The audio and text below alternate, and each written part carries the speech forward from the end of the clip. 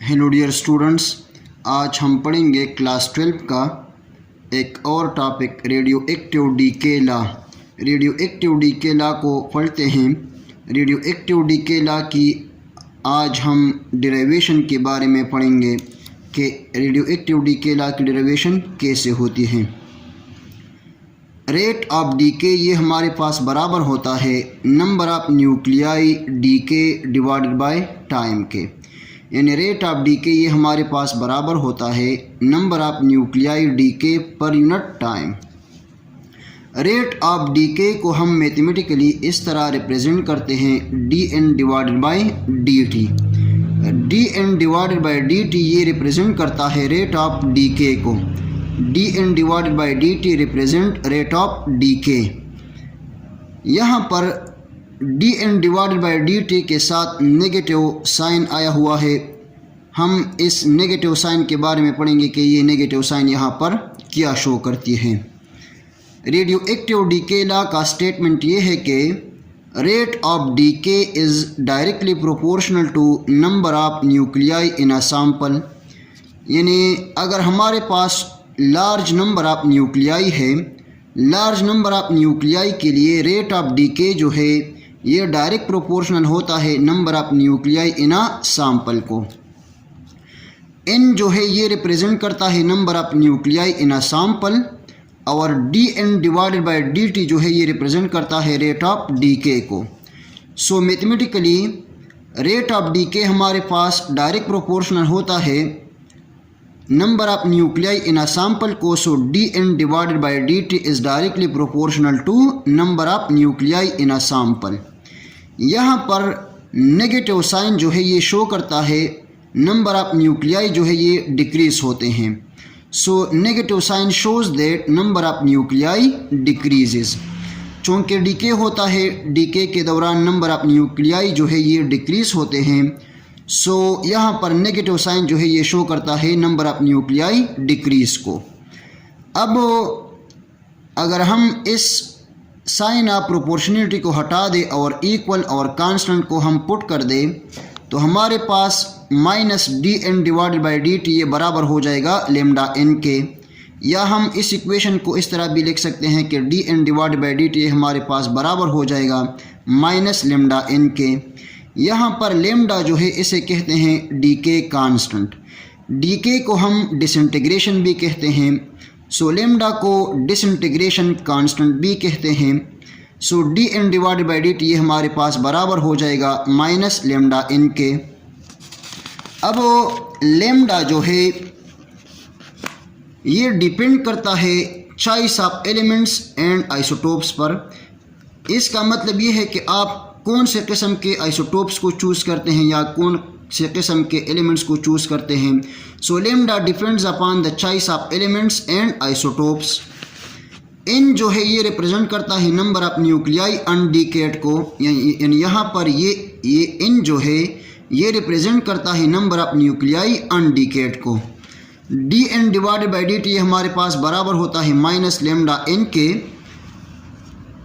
अगर हम इस एन को शिफ्ट कर दे इस डी टी की जगह पर, और डी टी को हम अगर शिफ्ट कर दें यहाँ लेमडा एन के साथ मल्टीप्लाई करके, यानी डी टी को हम यहाँ लेमडा के साथ मल्टीप्लाई करते हैं और एन को हम शिफ्ट करते हैं यहाँ डिवीजन में डी एन के साथ।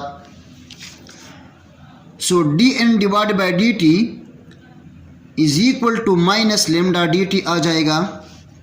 अब हम इस इक्वेशन को इंटीग्रेट करते हैं, इसी तरह इस इक्वेशन को भी इंटीग्रेट करते हैं तो ये इंटीग्रेशन आ जाएगी इन नट से इन तक, और ये इंटीग्रेशन आ जाएगी 0 से t तक। यानी t इज़ इक्वल टू 0 जब वो टाइम स्टार्ट नहीं हुआ है, यानी टाइम 0 है तो रिमेनिंग न्यूक्लियाई जो है ये ओरिजिनल न्यूक्लियाई के बराबर होता है। इन नट रिप्रेजेंट करता है ओरिजिनल न्यूक्लियाई को। So at time t is equal to 0, n is equal to n nut, and at time t is equal to t, n remaining nuclei जो है ये n के बराबर होता है। So the integration is from n nut to n, and this integration is from 0 to t. अब d N divided by n का integration जो है ये बराबर होता है log ऑफ ई एन के, यानी log ऑफ एन के, और ये लोअर लिमिट इन नट आ जाएगी, अपर लिमिट आ जाएगी एन, और ये हमारे पास बराबर होता है माइनस लेमडा टी के, और इसी तरह टी की भी लोअर लिमिट ज़ीरो है और अपर लिमिट जो है ये टी है। अब पहले हम अपर लिमिट को लेते हैं log of n minus lower limit log of n naught is equal to minus lambda अपनी जगह, अपर लिमिट t आ जाएगी, लोअर लिमिट ज़ीरो है, और अपर लिमिट से हम लोअर लिमिट को माइनस करते हैं, सो t minus zero log of n minus log of n नट, ये हमारे पास बराबर हो जाएगा माइनस लेमडा टी के, यानी लेमडा टी के साथ मल्टीप्लाई होकर हमारे पास आ जाएगी लेमडा टी। ये log की प्रॉपर्टी है कि जब दो log के दरमियान नेगेटिव साइन आ जाती है तो इस इन नट को हम डिवाइड करते हैं इन पर, सो इन नट को हम डिवीजन में लाते हैं, सो log ऑफ e बराबर हो जाएगा n divided by n, so log of e into n divided by n नट, ये हमारे पास बराबर हो जाएगा माइनस लेमडा टी के, log of n divided by n नट ये बराबर हो जाएगा माइनस लेमडा टी के।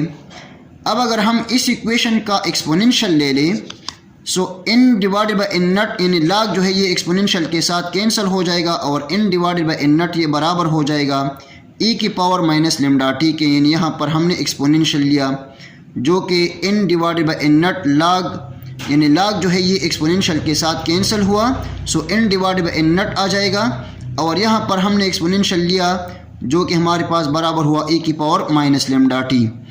अब अगर हम इस इन नट को यहाँ पर मल्टीप्लाई कर दे, इन हमारे पास बराबर हो जाएगा n is equal to n naught e की power minus lambda t. n represent करता है नंबर ऑफ न्यूक्लियाई लेफ्ट को, यानी ये जो है n ये रिप्रेजेंट करता है अनडिकेड न्यूक्लियाई को, इन नट जो है ये रिप्रेजेंट करता है इनिशियल नंबर ऑफ न्यूक्लियाई को, यानी t is equal to zero हमारे पास जो कि ओरिजिनल न्यूक्लियाई है ये बराबर होता है इन नट के, सो n जो है ये रिप्रेजेंट करता है नंबर ऑफ न्यूक्लियाई अनडिकेड को, और इन नट जो है ये रिप्रेजेंट करता है number of nuclei initial number of nuclei, n naught represent करता है इनिशियल नंबर ऑफ न्यूक्लियाई को।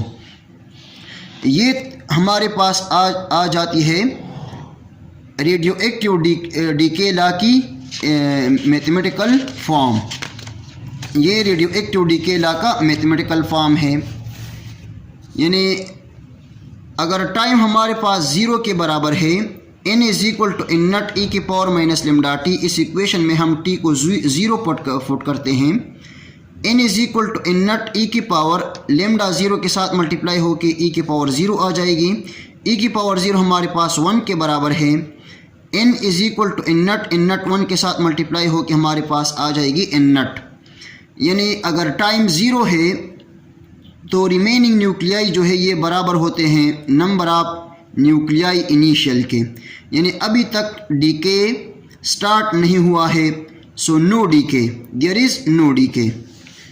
Eight time t is equal to infinity, अगर हम टाइम को इनफाइनाइट ले लें और हम यहाँ पर इस इक्वेशन में टाइम को इन्फिनिटी फुट कर दे, n is equal to n naught e की पावर माइनस लेमडा, और t की जगह आ जाएगी इन्फिनिटी, e की पावर माइनस इन्फिनिटी आ जाएगी, n is equal to n naught e की पावर माइनस इन्फिनिटी। अगर हम e की पावर इन्फिनिटी को डिवीजन में ले लें, यानी e की पावर माइनस इन्फिनिटी हमारे पास बराबर होता है 1 ओवर e की पावर इन्फिनिटी, e की पावर इन्फिनिटी बराबर होता है इन्फिनिटी के, so anything divided by infinity ये बराबर होता है ज़ीरो के, सो यहाँ पर e की पावर माइनस इन्फिनिटी की जगह आ जाएगी ज़ीरो इन नट के साथ मल्टीप्लाई होकर ज़ीरो आ जाएगी, so n is equal to 0. This means that at t is equal to infinity, all the nuclei will be decayed. So this means that n is equal to 0 means complete decay. n is equal to 0 means complete decay, यानी number of undecayed nuclei जो है ये बराबर होते हैं 0.